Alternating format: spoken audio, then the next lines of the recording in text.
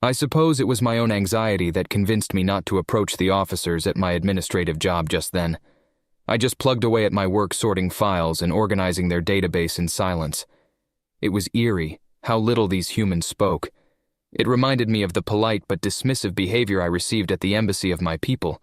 Nobody spoke unless they had something that absolutely had to be said. Silent work and steady progress.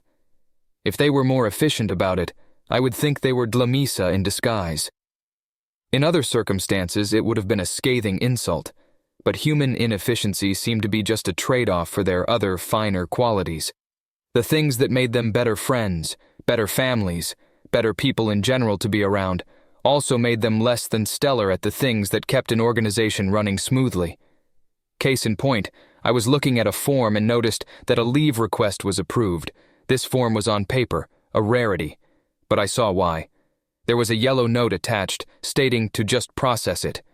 It was for the soldier to go attend a recital for his daughter. Technically, the dates were outside of the acceptable range, putting him into debt in terms of time off, but they wanted it approved anyway since his family was out of the area and he would have to travel. There are levels to this, and I had to learn more.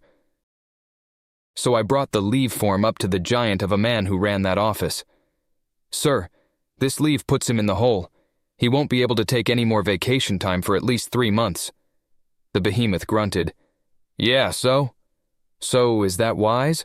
According to your rules that I read earlier, they can only go into the red on their vacation time for emergencies." I pointed out, and his eyebrows raised. "You read the regs already?"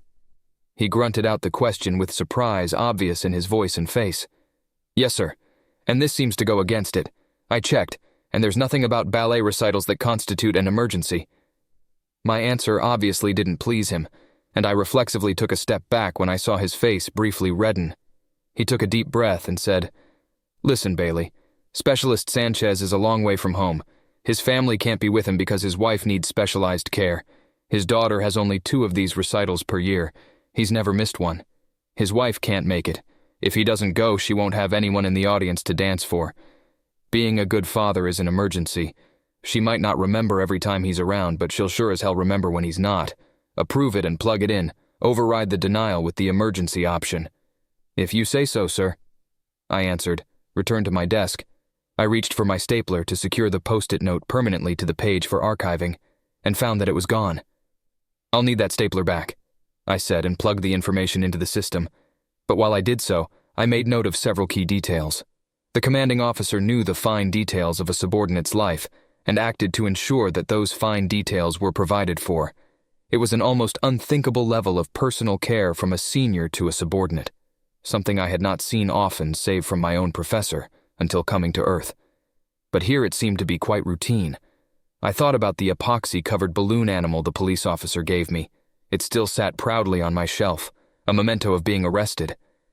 I still thought about him sometimes, his friendly and engaging air, how far he went to make sure I wasn't afraid. This capacity for kindness out of the people around me and over me made one thing abundantly clear. With this philosophy of humans that put each other before the idle processing of data, we might have a somewhat less efficient galaxy, but I was also sure we would have a far, far better one. When my stapler was placed back on my desk, I secured the note to the paper document and put it into a small tan file folder, and resumed my work without further issue until it was time to go home. I left the office in the early evening and made my way back by hoverbus. The air was crisp and clear, though I admit that with my open mouth I'm pretty sure I swallowed a few bugs. Worth it. I savored the feel of the wind carrying my ears back and the feel of that billowing breeze against my fur. I didn't really mind the passengers. They were few in number, and their own obvious amusement at my swaying tail and happy expression made them easy to be around. I was surprised, however, to find that Boatswain was waiting for me at my stop. I tilted my head back to look up at the giant of my people, and before I could even ask what he was doing here, he spoke. "I need your help," he said. "My help?" I asked. I could barely believe what I was hearing. I stuck my fingers into my ears and wiggled them around as if to clear them. "Yeah," he said and pointed away from the stop. "Let's walk and talk." He said, and I nodded.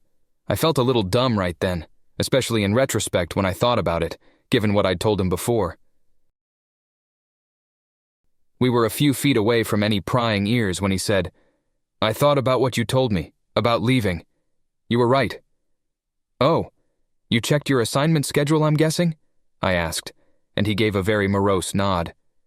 "I'm supposed to rotate out in 2 years to help stand up the new embassy on the Zenti homeworld. It's a big move for my career." The way he said it told me all I needed to know. "But you don't care about that, I'm guessing?" I asked. He shook his head. "I like it here. I don't want to go either. Byron is my human. I want you to help me stay here on Earth. Ask the embassy to keep me. Tell them you won't accept other guards." I knew immediately from his use of the plural that his comrade felt the same way. "That might not work. I may have to leave even sooner than you do. But if I can come up with something that would justify you staying..." I knew how much it meant to me not to leave the walkers now, and the lesson I learned not but a few hours earlier was not lost on me. "I'll do what I can." It was all I could promise. "Thank you," Bosun answered. "Don't thank me yet," I retorted. "Thank you," he reiterated just as the house came into view. All I could think of when he repeated himself was, "I'll have to do something to earn that." It was the first time I'd been thanked that sincerely by one of my own kind, and I didn't want it to be for nothing. Dinner that evening was a very pleasant experience. It usually was. Fauve spoke about her enthusiasm for her new internship. The work she was doing involved, much to her delight, a lot of coffee. As she put it, "Coffee is fuel for creative engines. They're always on the go there. Teresa mostly has me just following her around and minding her schedule. But the weird thing is, she has me taking a lot of notes." This had my interest. Notes? What kind of notes? I could see that I just barely beat William and Rebecca in asking the question, as both leaned forward with interest. The high investment of humans with their young necessitates a lot of communication, and I had to think of these two as experts at it. Oddly enough, human communication involves a lot of listening. Her routine, how she orders her day, and at the end of the day she asked me why I think she was doing what she was doing when she was doing it. Fauve scratched her head and briefly ran her fingers through the long strands of thin brown hair. She was homeschooled a lot, and this was how her grandfather and her tutors taught her. Fauve cleared her throat and did what was in my view a passable Teresa impression, not just the what and how, but the why. When you know the why, you can figure out the rest. Sometimes she corrects me, but she says I've got good instincts. Fauve was beaming with obvious pride. Humans can be such a proud species, and their pride is the thing they're the very worst at hiding. In my view, all of them could use a little dose of Dlamacin humility, but strangely enough, their sense of pride is a double-edged sword. It compels them to do their best, or it convinces the worst of them that they're better than they are and inhibits their improvement. That's fantastic, Fauve, but remember, you do still have your other schoolwork to do, William reminded her, and Fauve looked briefly both crestfallen and annoyed. Yeah, Dad, I know, she replied, and looked over to her mother for aid. Divide and conquer seems a common strategy among children, and though Fauve didn't expressly ask for her mother to intervene, it seemed their silent communication was flawless. Human eyes provide an interesting form of communication that I have not seen elsewhere in the galaxy. Dlamisa like me do use some silent communication, our body language, our tails, even our eyes can show some expression. But a single look can convey volumes of understanding between humans who have a long association with one another. I have theorized that this is linked to their empathetic method of learning and socialization. Combined with long association with one another, they learn each other's thought patterns and gain an understanding of intent without having to actually speak. Fauve's mother was evidently fluent in this silent language of expression, as she paused from feeding the wiggling Michael and said, "Don't even think it, young lady. You're 14. You've got a lot on your plate, but if you need to quit something, it won't be school. You can quit your job at the mall." Fauve pouted a little. "But it's so easy that it's dull." "Then do it faster and get it over with. If you finish by the time you're 16, then you won't have to worry about it anymore," William remarked offhandedly, and Byron chuckled from his seat beside me, trading a look with Bosun. "Smart girl. Wish I could have done that. Or, nah, I had too much fun playing football. Wouldn't trade it for anything. But a little more smarts would have been good for reducing worry about tests." He shrugged his own commentary off and cut into the center of his steak. Bosun's tail wagged beside him as the behemoth of a human security officer started regaling the table with stories of his football days. I added nothing to the conversation for a while. Instead, I was writing. The walkers let me work on my datapad, in between bites of food, understanding, thankfully, the need for me to continue my observations. I cannot emphasize enough how lucky I was that I ended up with such a scientifically minded household. An engineer and a biologist both readily understood the need for a careful study of data, and that my work in this respect was a constant for me. I wasn't sure how Fauve felt about being a bit of an experiment in her own right, but if she did mind, she never said it. If I asked, I think she would say, "Of course you want to study me. I'm fascinating." She could be very proud after all, though it might have been at least somewhat tongue-in-cheek, and I could already imagine the playful smile on her face in saying it. Normally, my notes would have been different, but this evening I was busy laying out plans for supplies, writing down things to send off as communications later, and drafting a request to the University of Louisville to let me use their football stadium for my study. I was in the middle of doing this when a message popped up from Professor Slith. "Funding has been approved for all necessary supplies, approval dispatched already. Proceed as planned and create a formal write-up when time permits." I couldn't resist. "I figured out my experiment," I said, my tale giving away my obvious enthusiasm. "And I just got approval." I added, and the table fell silent. I rarely jumped into conversations, so this in and of itself was unusual. I could see from their brief, quiet expressions that they were processing what I'd said, and from the relief on their faces and heavy sighs as if they'd been holding their breath for some time. They were happy about it. I didn't write down all their questions, but suffice it to say they wanted to know what I'd come up with. After I explained, Byron rubbed his jaw. "You might not get much help from the local military office. Gotta be honest with you there. Not that they wouldn't want to, but offices like that aren't exactly known for their competitive athleticism.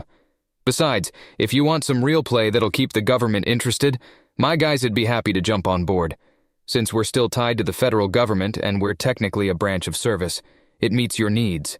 We would have to hold off on the alcohol component, though," he pointed out, and I admit I was less than pleased about that. "Give me the thing, the whatever. Contact for the ship coming in." Bosun said, "Every Dlamacin embassy security officer has fleet time. I'll write up a testimonial about the value of the exercise to duty performance. Anything that increases efficiency is a win in their eyes. Plus, they need something to fill the time in port during repairs, I'll bet. I can't believe they did a slingshot maneuver." His fur bristled a little at the very idea, but I had little real understanding of why this mattered. Fauve spared us all the question. "Is that bad?" she asked. "If by bad you mean a choice between a silent scream in the eternal void, your corpse floating along for millions of years until you are swallowed by a star or a planet," he tapped one finger on the table, "or your ship burns up so that you are incinerated alive in one blinding moment of agony after a miscalculation." He tapped his next finger on the table. "Or if you consider the possibility of flying into the path of a black hole with no chance of avoiding it," he tapped his third finger on the table. "Or if you find it unpleasant to crash into an asteroid you couldn't see coming." He gave a hard, derisive sneeze. "Well then, yes, it is bad." "It's that dangerous?" Fauve asked, mouth open and eyes wide. "It has some advantages," Bosun explained. "Shorter travel means less exposure to danger. Plus, it would carry them through Zenti routes faster than any Zenti could travel. They may be quiet now, but you never know when you'll encounter a rogue somewhere. But yes, it's extremely dangerous." "I thought your species was supposed to be very cautious," Fauve said, and looked at me with mock-accusing eyes. "Then again," she broke into a teasing little grin, and when I leaned forward she scratched right behind my ears. Bosun huffed. "Most of us are. But military Dlamacans and ship captains are some of our outliers. You don't leap into the void if you aren't a little reckless." He wasn't wrong.